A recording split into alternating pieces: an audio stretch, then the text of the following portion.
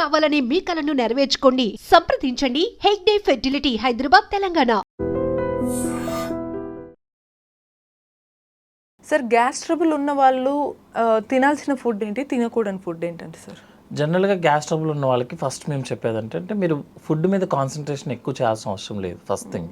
ఎందుకంటే అతి చేయడం అనేది ఎప్పుడు అనర్థం యాక్చువల్లీ. సో రెగ్యులర్గా మనం చెప్పే వర్డ్ ఏంటంటే మీరు టైంకి ఫుడ్ తినండి. ఫస్ట్ ఏంటంటే టైంకి ఫుడ్. టైం అని ఎందుకు మెన్షన్ చేస్తున్నామంటే జనరల్గా మనం జెనెటికల్గా ఏంటంటే మనకి early morning 4 to 5 juices secret అవడం స్టార్ట్ అయిపోతాయి. ఒక అలారం ప్రకారం వెళ్ళిపోతాయి అనమాట. మళ్ళీ ఈవినింగ్ 6 to 7 మధ్యలో 11 to 12 ఆ టైంలో మన జ్యూసెస్ సెట్ అది. ఎందుకంటే లైక్ మనం నిద్ర ఎప్పుడు పోవాలో, నిద్ర ఎప్పుడు లెగవాలి, మార్నింగ్ వాష్రూమ్కి ఎప్పుడు వెళ్ళాలి అనేది ఎలా అయితే అలారంలో సెట్ అయిపోయి ఉంటాయో ఈ జ్యూసెస్ అన్నీ ఆల్రెడీ సెట్ అయిపోయి ఉంటాయి. ఆన్ టైం ఫుడ్ తినడం అనేది ఇంపార్టెంట్ ఫస్ట్. అది మ్యాక్సిమము హోమ్ ఫుడ్. ఎందుకంటే అవుట్ సైడ్ ఫుడ్ టేస్టీగా ఉంటుంది, కలర్ఫుల్గా ఉంటుంది, డ్యామేజ్ కూడా ఎక్కువ చేస్తుంది. So first on time food.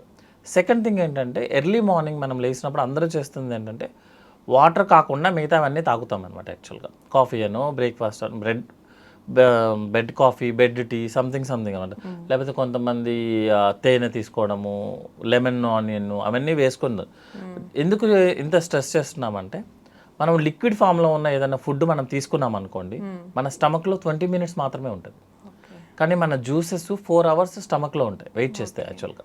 ఎందుకంటే మార్నింగ్ 4 o'clock సీక్రెట్ అనేవి 7-8కి మనం తినే టైం. సో 4 hours అక్కడే ఉంటాయి. మీరు లిక్విడ్ తీసుకున్నారు, అది 20 minutesలో వెళ్ళిపోతుంది. ఆ యాసిడ్ లెవెల్స్, ఆ లివర్ జ్యూసెస్ ఏవైతే ఉన్నాయో వాటికి డైజెస్ట్ చేసుకోవడానికి ప్రోడక్ట్ లేదు అక్కడ. సో మన లోపల ఉన్న టిష్యూనే డైజెస్ట్ చేయడం స్టార్ట్ చేస్తాను.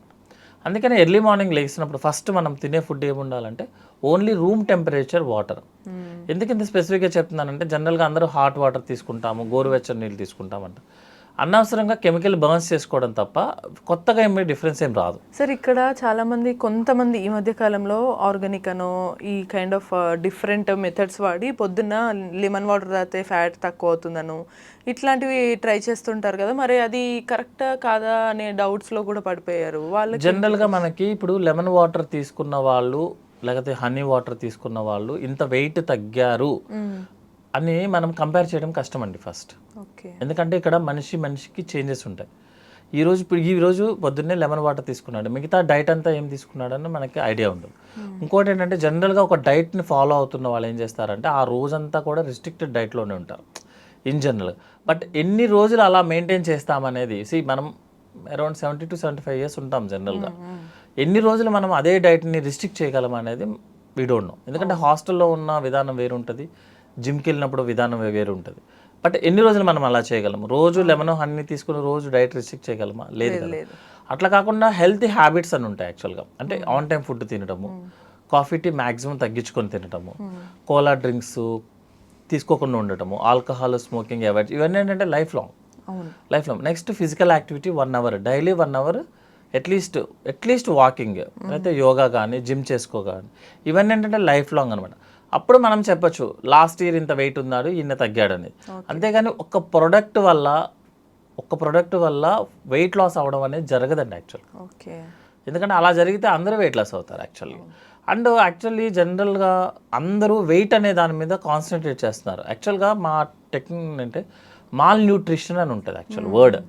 మాల్ న్యూట్రిషన్ అంటే వర్డ్లో డెఫినేషన్లో అండర్ వెయిట్ ఉన్నాడు మాల్ న్యూట్రిషనే, ఓవర్ వెయిట్ ఉన్నాడు మాల్ న్యూట్రిషనే. అంటే బాడీలో అతని హైట్కి తగ్గట్టు ఎంతైతే అవసరమో అంత ఉండాల్సి వస్తుంది.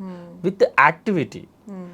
సన్నగా ఉంటాడు కానీ ఏం వర్క్ చేయరు, జస్ట్ ఆఫీస్లో వర్క్ చేస్తారు, సైన్లు చేసి వచ్చేస్తారు, ఏం చిన్న పని చేయమన్నా చేయలేరు యాక్చువల్గా.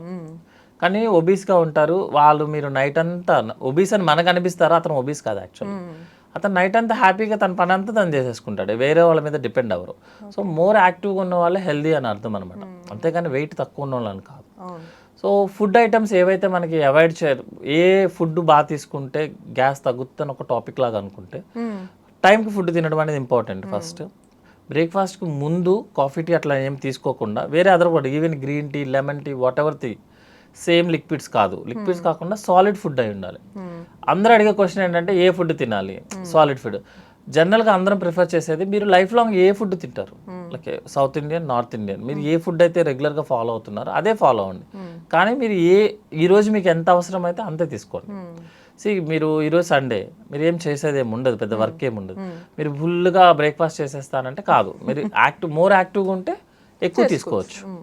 ఎందుకంటే బ్రేక్ఫాస్ట్ మనం హాఫ్ బ్రేక్ఫాస్ట్ తినాలి. మనం ఫుడ్లో హాఫ్ బ్రేక్ఫాస్ట్ ఉండాలి, 1/4 లంచ్, 1/4 డిన్నర్ ఏంటంటే ఎంత అవసరమైతే అంత. ఇవన్నీ చేస్తూ దెన్ స్పెసిఫిక్గా ఏ ఫుడ్ తినాలి. జనరల్గా ఫుడ్ కన్నా మోర్ ఇంపార్టెంట్ అది వెజ్జా నాన్ వెజ్ అనేది మోర్ ఇంపార్టెంట్ కాదండి యాక్చువల్గా. అందులో మనం యాడ్ చేసే products like salt, pepper, oil, spices ఇవి ఇంపార్టెంట్ యాక్చువల్గా. వాడిన ఆయిల్ని యూజ్ చేయకుండా ఉండటం, ఒకసారి ఆయిల్ వాడామంటే ఇంకా అయిపోయినట్టుందండి, అవి ఇంపార్టెంట్. వెజ్కి నాన్ వెజ్కి కూడా అదే డిఫరెన్స్ యాక్చువల్గా. నాన్ వెజ్ అనగానే మనం ఎక్కువ స్పైసెస్ యూజ్ చేయండి, నాన్ వెజ్ టేస్ట్ ఉండదు. అందరూ అడిగే క్వశ్చన్ నాన్ వెజ్ మానేయమంటారా అంటారు. నాన్ వెజ్ మానేస్తే మనకి ప్రోటీన్ రాదు యాక్చువల్లీ. వెజ్లో ప్రోటీన్ ఉంటుంది. ప్రోటీన్ వెజ్లో కావాలంటే 1 kg తీసుకోవాల్సి వస్తుంది. 100 milligrams నాన్ వెజ్తో సరిపోతుంది యాక్చువల్లీ. సో మనం ఆ స్పైసెస్ తగ్గించుకుంటే సరిపోతుంది. Third very least important is food. Time first, తర్వాత ఏమవుతుందంటే spices, oil second priority, very least possibility అండి. ఎందుకు ఇంత స్పెసిఫిక్గా చెప్తున్నానంటే కొంతమందికి కొన్ని టైప్ ఆఫ్ దాల్స్ తీసుకున్నారండి, కొంతమందికి కందిపప్పు వర్కౌట్ అవ్వదు, కొంతమందికి పెసరపప్పు వర్కౌట్ అవ్వదు. అంతేగాని అందరినీ మనం ఒకే షూలో పెట్టడం కుదరదు యాక్చువల్గా. సో అయినా కూడా లేదు మాకు స్పెసిఫిక్గా ఒక ఫుడ్ చెప్పండి అంటే ఎప్పుడు కూడా వెజిటేబుల్స్, మోర్ వెజిటేబుల్స్ తీసుకుంటే లెస్ ఎసిడిటీ ప్రాబ్లమ్స్ వస్తాయి అన్నమాట. సిట్రస్ ఫ్రూట్స్ని అవాయిడ్ చేసుకుంటూ మోర్ వెజిటేబుల్స్ తీసుకుంటాము. నెక్స్ట్ ఏంటంటే ఓట్స్ తీసుకోవడము, హోల్ గ్రెయిన్స్ అనమాట. ప్రాసెసింగ్ చేయని ఫుడ్ రా ఫుడ్ లాగా ఉంటుంది చెప్తాం కదా, అది ఇంపార్టెంట్. ప్రాసెసింగ్ చేసిన ఫుడ్, ప్యాకింగ్ ఫుడ్ అనేది నాట్ సేఫ్ యాక్చువల్లీ. ఓకేనా. సో వెజిటేబుల్స్ ఎక్కువ తీసుకుంటాము, కార్బోహైడ్రేట్ సీరియల్స్ తక్కువ తీసుకొని, సీరియల్స్లో కూడా ఏంటంటే రైస్ కాకుండా వీట్ కాకుండా మిగతావన్నమాట, లైక్ ఓట్స్ కానీ మేజెస్ కానీ గ్రెయిన్స్ కానీ, లైక్ హోల్ ప్రిపరేషన్. అంతేగాని పాలిష్ చేసినవి కాదు యాక్చువల్లీ. అంటే సాఫ్ట్గా మనకి బాడీలోకి సాఫ్ట్గా వెళ్ళేవి, కొంచెం ఎక్కువ రియాక్షన్ ఇచ్చేవి కాకుండా ప్రాసెసింగ్ ఫుడ్లో ఏమవుతుంది అంటే మనకి పైన బ్రౌన్ కలర్ పోతుందండి యాక్చువల్గా. ఆ బ్రౌన్ కలర్ లైక్ మనం రైస్, వైట్ రైస్ కాకుండా బ్రౌన్ రైస్ అని చెప్తారు కదా, brown rice is more safe అనమాట. సో అంతేగాని బ్రౌన్ రైస్ అంటే రైస్ కదా అని వర్డ్ తీసేసి పక్కన పెట్టడానికి, యాక్చువల్గా brown rice is the highest nutritional value మిగతా వాటితో పోలిస్తారు అనమాట. ఓట్స్ అని అలాగనే రోజు బ్రౌన్ రైస్ అంటే కుదరదు యాక్చువల్లీ. మన బాడీలో ఏమవుతుందండి 10 days మీరు రిస్ట్రిక్ట్ చేయొచ్చు, 11th day మీరు బరస్ట్ అవుతారు. సో మీరు ఈ 10 days చేసిందంతా పోతుంది. అట్లా కాకుండా లైఫ్ లాంగ్ నేను హెల్తీగా ఉండాలి, యాక్టివ్గా ఉండాలి. వెరీ ఇంపార్టెంట్ ఈజ్ యాక్టివ్గా ఉండాలి. అంటే రెగ్యులర్గా మనం ఏం చేయగలిగితే అది చేయడం ఇంపార్టెంట్ యాక్చువల్లీ.